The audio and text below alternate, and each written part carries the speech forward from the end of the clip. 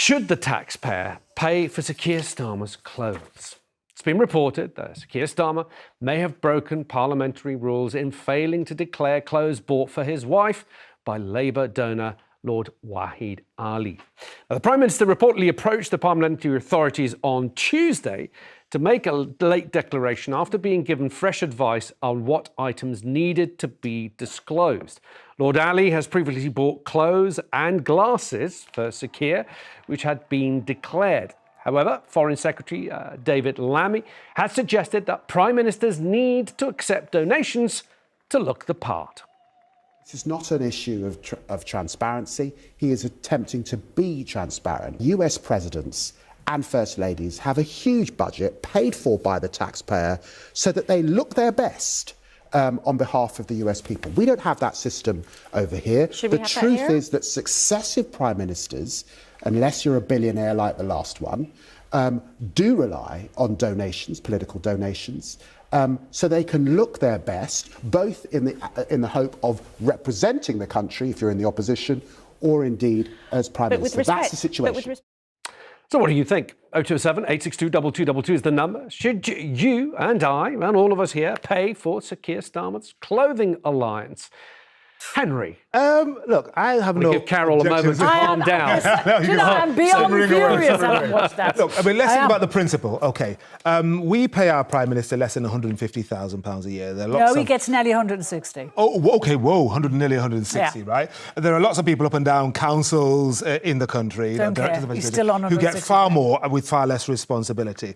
If we don't want the Prime Minister to accept donations from a Labour peer, I'll do it like Neil could, a Labour peer whose agenda we know, he's part of the Labour Party, and this is small beer compared to what Boris Johnson was up to, accepting holidays in the Maldives. Oh, this is...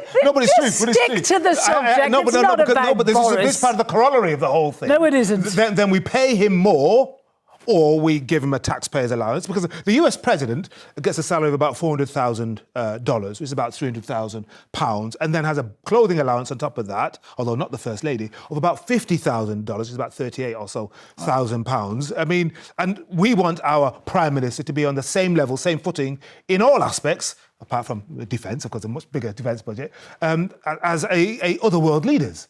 And I think if we want to be a serious country, if we want him to present himself properly... This is outrageous. This is outrageous. No. We want to be I don't think we can hold her back any longer, Henry. A serious country Over Carole. be judged on the price of the Prime Minister. This is absolutely... But you know what I'm saying. You know what I'm saying. Well, not America, so stop talking about America. Right. This is here. And, and for his wife, 75 grand's worth of clothes, a personal shopper and alterations. I'm sorry, there are millions of women in this country who have a small budget and manage to look really good. And Keir Starmer's wife actually always said she didn't want to be the political arm of her husband. She wasn't going to be in public. We've barely seen her since he got elected. So why does she need to have 75 grand's worth of clothes off a Labour donor? A Labour donor, let me tell you, who bought his clothes and actually got given a free pass to number 10 on the strength of it and was giving jobs to people within number 10. He was advising, he wasn't giving jobs. This is disgusting. It stinks. And for David Lammy to sit there and try to justify it, even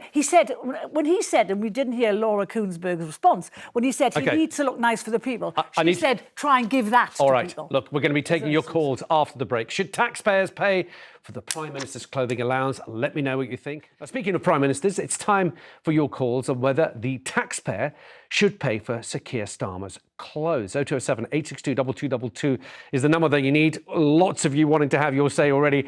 Let's go to Charles in Derby. Charles, welcome to the show. Should the taxpayer be making sure that the Prime Minister and his wife are dressed appropriately?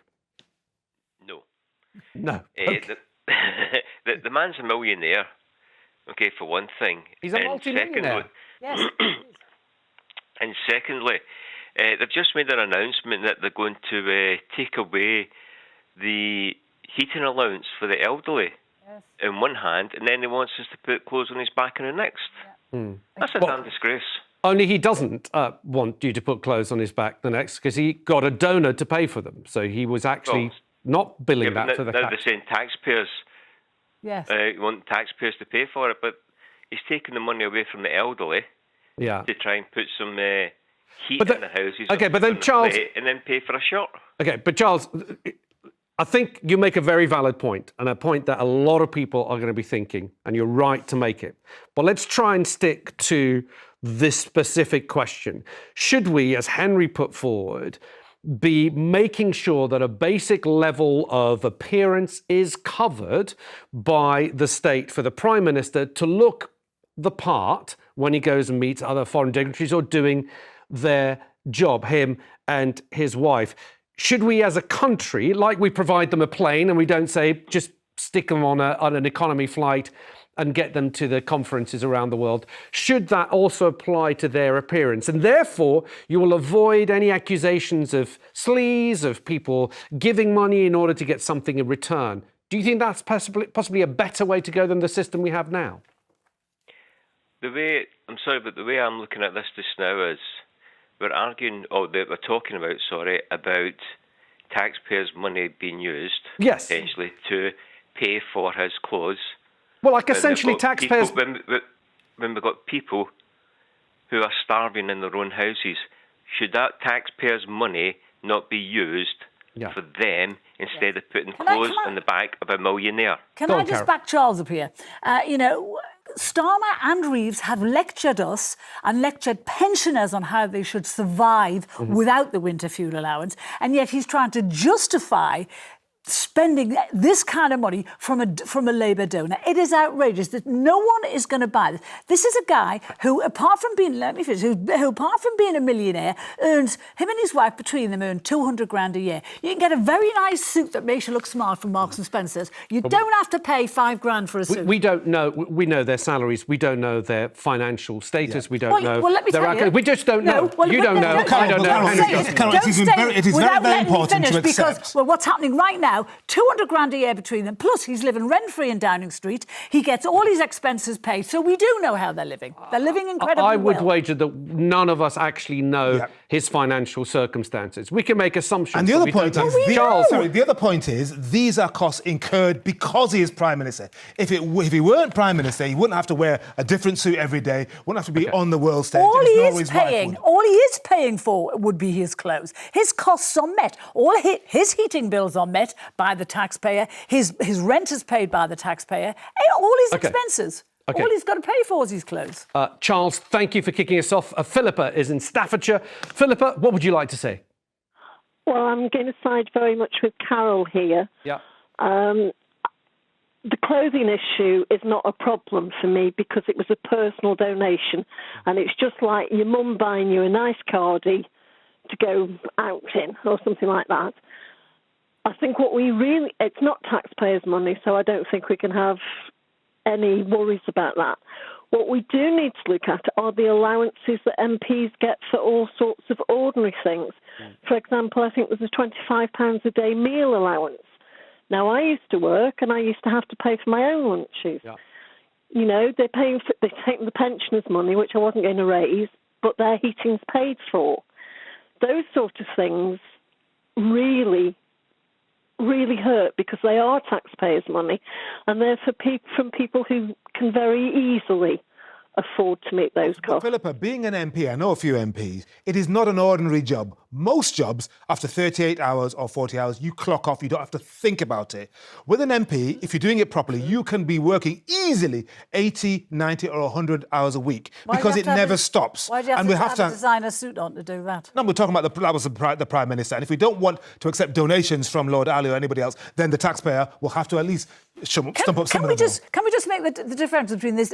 Philippa's quite right. She said the taxpayers' money, it was not taxpayers' money used to pay for Starmer's clothes. Yeah. However, what it was used to pay for was access to Downing Street. And that is the shame of all of this. He's been a Labour peer for 25 years. Of course he's going to have access to Downing Street and to the government. Of course he doesn't. He had a pass into Downing Street. Any senior Conservative MP can meet the Prime Minister when Boris Johnson was Prime Minister. No, I'm sorry. Lots of senior civil servants and MPs came out and said, we don't have that kind of access. Why does a guy who gives money to this party get access? He's been a senior Labour lord for 25 years.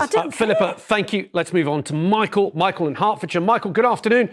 Michael, what are your thoughts? Should we, just to dispense with what Carole was saying there, that someone was perhaps thought to have been treated differently because he contributed to the Prime Minister's wardrobe? Should we dispense with all that and say, look, no one needs to contribute to anything because the taxpayer is going to pick up the bill for the Prime Minister's glasses and his suits? Well, I don't know why she's getting so upset. It was a gift. I mean, it's not as if it's coming out of the purse. You're being so naive, Michael. It was a gift. Do you think Wahid Ali expects nothing in return? Do you think donors expect nothing in return? Would you let me finish and let somebody else word in and get their argument over before you interfere? Go on, Michael, make your point. Carole, be quiet. Well, you're not letting me make my point. Go on, I'm letting you. Go on. It's a gift. It's a gift, and it's entirely... It doesn't come out of my pocket, and I don't think they get paid enough anyway to be Prime Minister. We're getting a Prime Minister on the cheap. Mm-hmm. OK. It's not the sort of job that anybody could do. I wouldn't want to be doing it and making the decisions they have to make and taking the criticism that they take every day from people like Carole. OK.